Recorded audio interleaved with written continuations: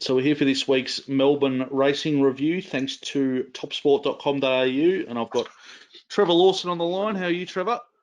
Good, Mark. Good. Yeah, we're a little bit different this week. We've obviously we're doing things remotely, so we can share screens and have a bit of a look at what you look at. So we've just got your database up, and that'll give us a bit more info on the results and the performances you saw. So we're going to have a look at Bendigo, the main Victorian meeting for Saturday, the Golden Mile meeting. How did you see things overall, and how did your betting go? It was okay, the meeting overall. Betting wise, I think we I haven't done quite the results yet, but we did find Had a win overall. $20 something winner. So I think it was just a small winner, chop out sort of thing. So It was a good day's racing. Couple other things that we were sort of nearly on, but quite weren't on. Overall, I was sort of happy with the day, doing the form wise, and hopefully there's a few winners coming out of it. Yeah, so we'll get straight into the races. So race one was the benchmark 84 over the mile and a half. Bud Fox for Henry Dwyer got the chockies with I think there's a late jockey change. Jess Eaton jumping on from No Commitment and Cindy winning third. Yeah, I'm not sure why whether Michael Poy was just late to the track or not, but he didn't ride it. She did a good job on it. Jess Eaton sort of boxed seat and pushed out in the home corner. I had it second pick and from the favourite and couldn't get the favourite short enough Grand Promenade. It was a big drifter, Bud Fox. Got out to sort of $8 at Bet Easy and sort of $8 on Betfair, which was sort of surprising. Probably was worth a bet in the end, but sort of stayed out of the race. The favourite Grand Promenade, they sort of went back from the barrier and only sort of just ran on fairly. If I look at the sectionals and all that, you can see where my mouse is. It ran sort of slightly slower time than Sin to win the last 600, like 3 lengths, 2 lengths the last 400, and sort of half a length the last 200. So it looked like Sin to win come from behind it and beat it home, and No Commitment, who was sort of settled in front of it, it beat it by sort of 1.8 lengths. So even though it sort of sat wide, the favourite, might have been a little bit disappointing, and sort of be happy to maybe sort of bet around it next start if it was a bit sort of short in the market. Bud Fox does what Bud Fox does, and No Commitment sort of honest. Sin to win was okay. It's just an older type, but I don't think sort of out of the race there's sort of a lot of winners going forward. So even the winner, Bud Fox, just a fairly consistent type, and just see just where it comes up next. Type, yeah, and like it got in with the claims, she got in like 2 kilos under the limit, so it was sort of well weighted for that sort of class. And just before we go any further, we'll just quickly remind people what they're looking at. So this is the South Coast Racing database that you use? So this is South Coast database with the punting form, sectionals and benchmarks. So here there's a couple other sort of guys that do similar things to this. They quote a lot of punting form. They're quoting the stuff off the website. Right. This is the same stuff, but this is actually ingrained into the database.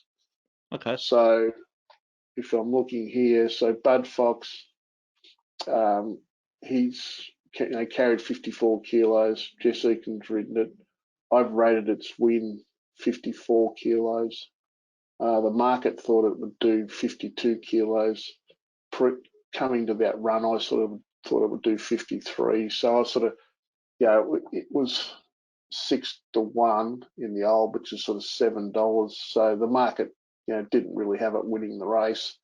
So it's got to have rated higher than what sort of expectation was. I rated it 4.9, which was about 4.8. This is what time it ran to the 600 metre mark, so for the first 1800. And then these are class figures. I sort of use them. I do like to use up here. I do like to use the times a bit to verify it. So this is for this class. It's supposed to have gone minus 2.2 lengths quicker, so 2.2 lengths quicker than the par to the 600 metre mark, and then slightly slower, and then sort of overall. I So like the actual negative is quicker. Negative, yeah, negative is quicker.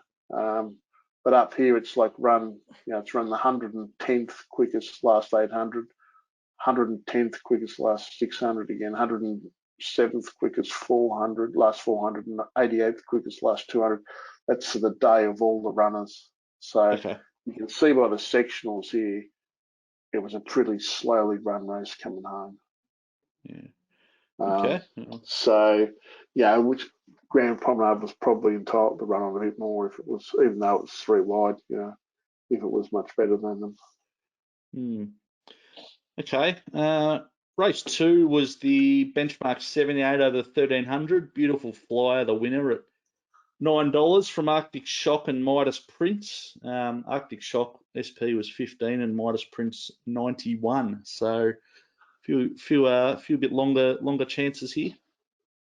It was just sort of this race again doesn't rate that significantly. Sort of, if you look at the figure of 56.5 here, to win a general race on a Saturday, you want to sort of be a 58 plus horse. So this is a restricted price horse come from Adelaide. Arctic Shock ran an okay. It was first up. Midas Prince returned good. It was sort of big odds. It's a nice stayer. I like that when they sort of get home early. They get home late. It's probably in for a good prep. Versace was going out and trip. It worked home okay. And Turn the Tide and Sikorsky, they were both held up in the run, didn't have much luck. But you can see here, in the benchmarks, the last 200, none of them have actually run home that quickly. And you can see here in this column, like no one's broken 12 seconds for the last 200. So again, there's sort of no stars here. Yeah, so when you say it's a low rating race, that's basically what you mean. Yeah, well, basically it's a 70. It's only a 78 class race anyway. So, and that's about their standard. Yeah, okay. So race 3 was benchmark 84 over the 1100. The Godolphin horse Coruscate won at 750 was the SP from Barcelona and Terrebium. Yeah, so the winner just sort of, he did around his figure, ran quite well. Barcelona was good. Terbian was, he's a funny horse. He, if you open up his form, he ran at Pakenham at his second start and ran very fast time. He ran 5.5 lengths quicker than the par. And then he went to Sandown and rated sort of similar. And then he went to Caulfield and he rated through the roof. He beat sort of Zusane, there was a bit of a spruik on at the time. And then it had a break and it resumed at Morpheville and didn't do much. And then last prep, it came back and basically, the market thought it would do 60 at Moonee Valley. They got beat 8.5 lengths, and then thought it would do 60 again. And they did 54.5. Probably didn't handle the wet tracks and sort of went out. So it was good to see. The market thought it would return, just off its best, and that's what it did. So it sort of returned quite well. So what do you think the expectations of what the market and that were based on that? Did it just have a run for suit, or? Yeah, so I basically in between what it could do and what it had done. So yeah, I rated at 56.5 and had it $16, and the market sort of rated at 57.5 and had it sort of around $8, $9, I think it was on Betfair, and it returned about 57. So it sort of was a good prep. The one that went sort of okay there was Simply Optimistic. It was having its first start from, if I put it this way, you can see down the bottom here, it was having its first start Melbourne way. Had come from New Zealand, had one run on a wet track at Randwick, and it ran on terrifically. It ran, the quickest 800 of the day, last 600, the third quickest last 600, second quickest last 200. So it was powering at the end. You can see in its form, one on a heavy track, so it might be something to bet on if we get a wet track somewhere. Ex-Kiwi horse, and I think the trainer, Hatwin, I think he works for Trent Bassett and Natalie Young. Okay. So one to keep an eye on. Yeah, so it might be something to bet on going forward. Yeah, okay. The 2-year-old race, I just sort of don't really do the form much in them, sort of too many sort of variables for me, I think. The winner so was this was race 4. Yep. Yeah, the winner was impressive. He was eased down late. He sort of sat back off the speed. You can see here he's run the second quickest 800 and the second quickest 600 of the day, which is a good sign for 2-year-old having its first start. It looked to have sort of a bit more to give. Excuse me, I've rated him sort of 56. I tend to check those again later on because, being 2-year-olds, most of them are sort of lightly raced, so I sort of do play around with them. How they do play around with their ratings a little bit.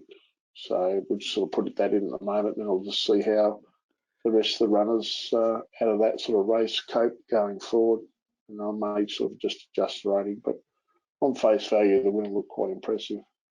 So based on how the rest of them perform going forward, it gives you a bit of an idea of the form coming out of the race and how good the race was. Yeah, I tend to use sort of, So, they don't all improve at the same rate, but or lose form at the right, but it does give you some sort of guide. So if you sort of had, if you had the next 3 winners, horses that finished second, third, and fourth all came out and improved their rating at their next start, then I would tend to rate up the winner as well before its next start. And sort of tell you it's a good form race and they've all improved out of the race. So anything other than the winner, anything in particular really stand out? Not overly, no. The horse that was the early favourite, River Knight, it might have had enough. But the winner rated quite okay for a 2-year-old race, and the rest are sort of just random mark. Okay, race 5 was for the 3-year-olds over the 2200. Skidor for Danny O'Brien. $5 SP from Coin Collector for Danny O'Brien again, got the Quinella, and Hey Mighty was third for Waterhouse and Bott. How did you see this race? I wanted to bet in this race because I wanted to bet around Adelaide Ace, just for the mark, $6. Equal favourite was Skidor. Skidor was going from 1600 to 2200 third up. That was the only sort of negative I thought with it. So I found it hard to improve it. So I sort of had it at $6 and wanted to be on it, but I bet sort of $5.50, but only 1 or 2 places on. It touched about $6.40 on Betfair, but for no money. So, sort of in the end, I think the best price was generally sort of $5. So we're sort of nearly on it. We're on the second horse at, I think it was about high teens on Betfair. It would have been a terrific result. And we're on the fourth horse as well. Bellex at sort of around the $14. So it was a tough watch in the end. The winner sat 3 wide the whole way, but he really hasn't run any great time. You can see by the class figures, they've sort of gone out,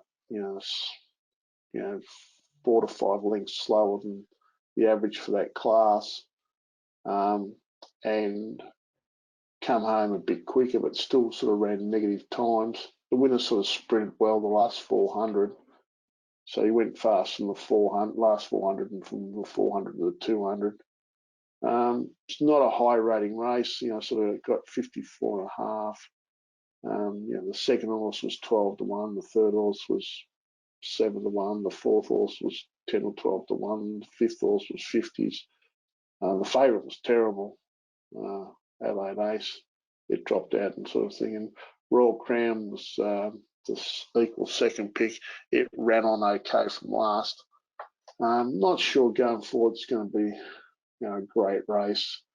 I would have thought, these are staying horses, something like the heading towards the Adelaide South Australian Derby or something like that. I would have thought they'd have to improve significantly their ratings. To me, they sort of don't look any great stars.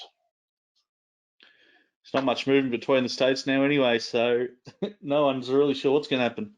No, I think the horses they can, and then they just get picked up by somebody else. So yeah, I think so. That's at the moment. So I mean, everything's sort of changing. I think we'll just sort of hopefully we just sort of keep racing, but things are sort of looking positive, and even though they keep bringing up these restrictions, they haven't stopped anyone from actually working. So as soon as they sort of stop people from working, then I think racing's in trouble. But as long as you're allowed to get around to get to your work, I mean, they do need they do need some sort of movement in the country.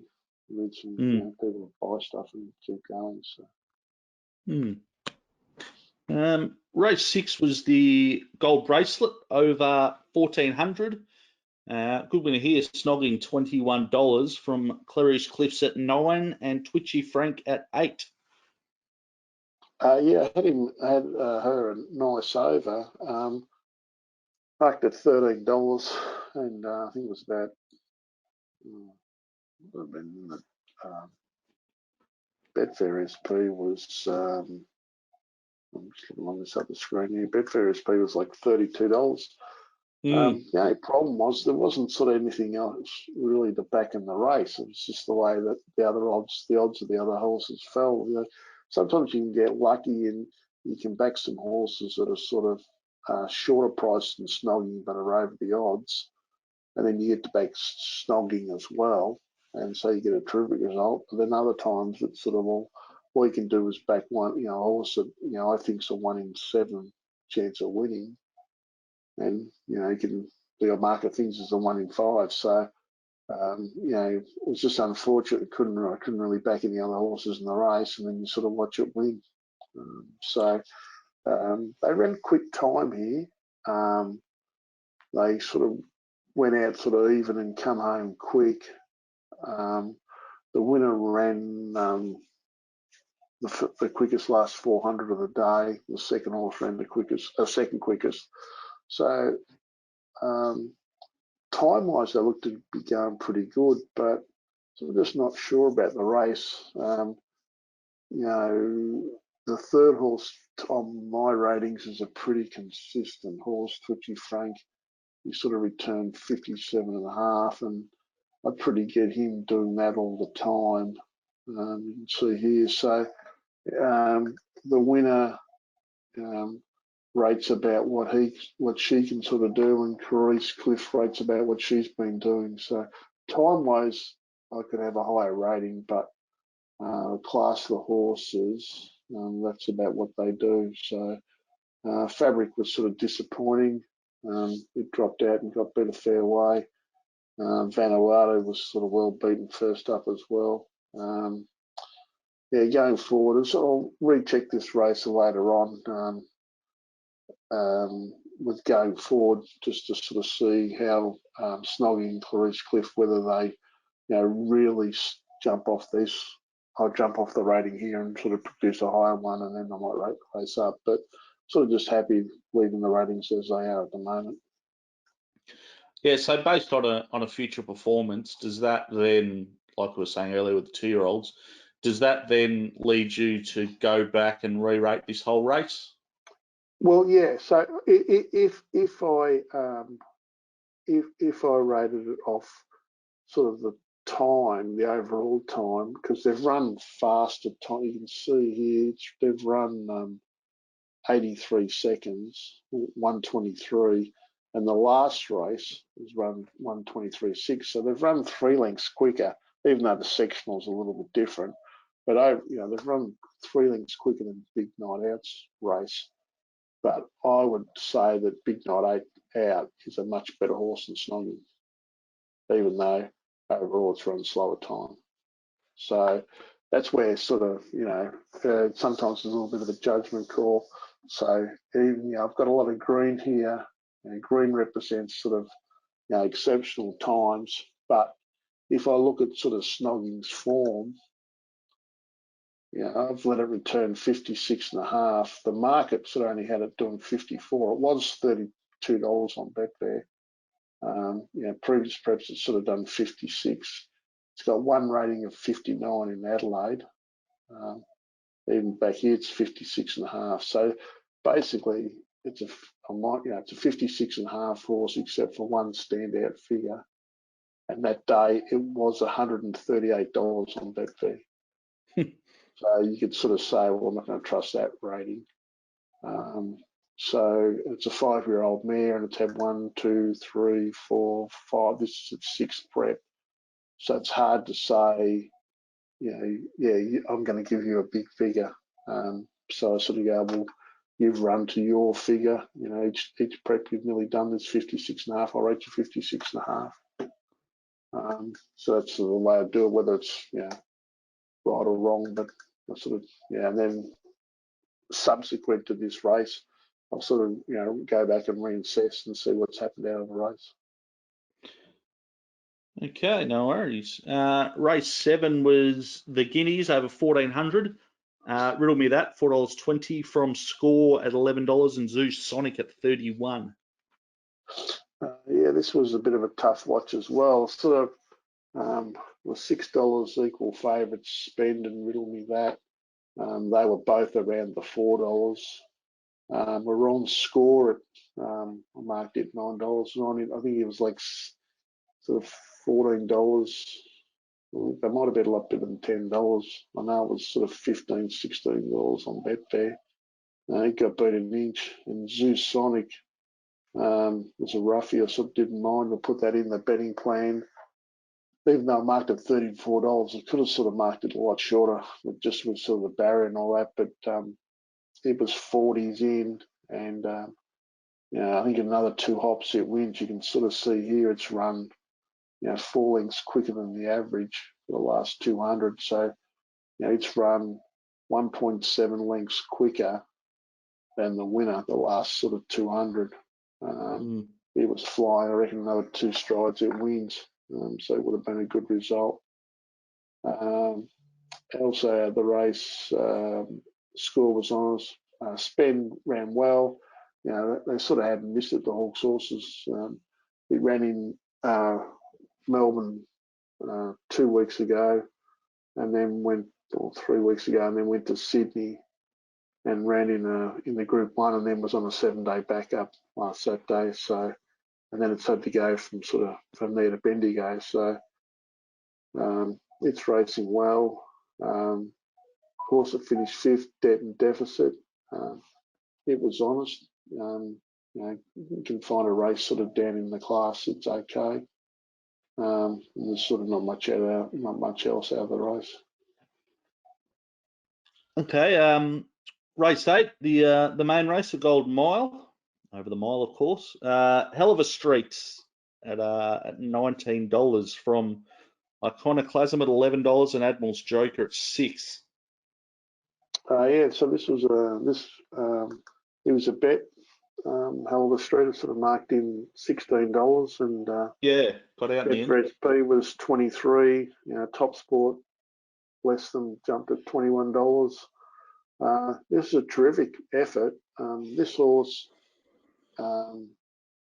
he's sort of been a horse, I don't know, I've sort of found him a lot of the times. He's just one of those up on the pace, runs along horses that sort of ratings guys tend to find. You can see, even as far as back here, 3 years ago, he was a sort of 63 and a half, 62 and a half, 64, 62 and a half, sort of in 2018. And then early last year, so, sort of 20 months ago, he was 62s. And then, he's sort of 9 years old now. And then this prep, he sort of returned 58 and a half.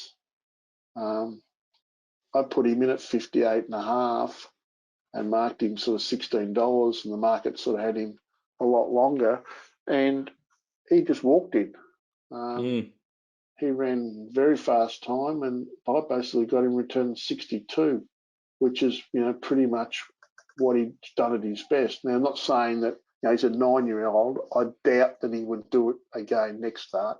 You'd think he would sort of regress off that rating, but he just won easy. And when you sort of watch the replay, we sort of weren't on Clonoclasm. Like, it was terrible first up on Clonoclasm. It improved its own body weight second up. But at sort of the 300, you sort of thought he was in a bit of trouble, hell of a street. But then the last 200, you can see here, he's just powered away from the winner. Like, he's run nearly 2 lengths quicker than the second horse the last 200. He's just powering away. Watching the video, I think they could have got another 3 laps, and all he would have done was win by further hell of a street. I thought it was a terrific effort. Yeah, okay. Iconoclasm was solid, second up. Admiral's Joker, I'm not sure about him. I think he's a lightly raced 7-year-old, so he's obviously got leg problems, and I think they probably just need the ground just right. He was okay without being fantastic. Stacey Bond, it just sort of got back and ran on. And Odeon was Odeon. Just got, midfield and sort of ran on. Princess Jenny worked home fair. It sort of wasn't suited. But yeah, Hell of a Street was terrific. Probably the other one is Iconoclasm. He'll be fitter again next start. So he might be the one to sort of take out the race going forward. Yeah, so the winner, definitely the one to watch out of there. Well, the winner was terrific. I'm just not like it was, returned Depends where it before, goes. and not sure whether it could repeat it again next start. But it was terrific. Okay. You're 9 years old, so it's hard to see them sort of, running to their best all the time. Yep. No worries. And the last of the day was the benchmark 90. Your best bet of the day, big night out, and the market agreed. SP'd at 220. There was a little bit better, I think 240 at a couple of places very late, and got the job done as expected. Yeah, I sort of could have marked it a bit short. I had one big figure, but I was sort of happy rating it around that, and then in the end, I sort of got stuck into it. It went good. I sort of let it return. I marked it sort of returning 59. The market sort of did similar. Let it return 60, and I reckon it was soft on the line. So I reckon next start, which he'll probably run the Victorian Handicap on Easter Saturday, I'll be rating it sort of 61. So I think it'll be pretty hard to beat in that race. Jumbo Ozaki ran well. Market sort of loves it, but it never sort of really does what the market thinks it was done. It never does what the market thinks it can do. It's honest, but no star. Reserve Street was good up on the speed, like first up. I think the market thought it might take a run or two, but it was good. And the other one that ran really well was this No Effort. It was 200 and something to 1 on Betfair.